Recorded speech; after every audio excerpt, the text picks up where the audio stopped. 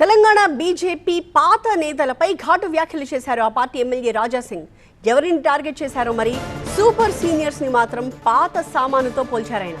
ఆ పాత సామానుని బయటికి పంపిస్తేనే బీజేపీకి అధికారం దక్కుతుంది అన్నారు రాజా సింగ్.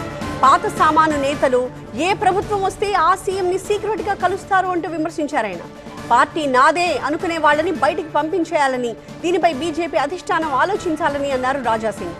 అయితే ఉన్నట్టుండి ఇంత సీరియస్గా ఆయన ఎందుకు మాట్లాడారు అనేది ఇప్పుడు పార్టీలో చర్చనీయాంశమైంది. తెలంగాణలో బీజేపీ పవర్లోకి రావాలి అంటే పాత సామాను బయటికి వెళ్ళిపోవాల్సిందేనన్నారు రాజా సింగ్. మా హిందూ ఫెస్టివల్ ఏ విధంగా జరుపుకోవాలి ఇప్పుడు ఆ పోలీసు వాళ్ళు చెప్పాలా, లేక 9వ నిజాం తెలంగాణకి రేవంత్ రెడ్డి గారు చెప్పాలా? అసలు ఏంది మా ఫెస్టివల్ ఎట్లా జరపాలి?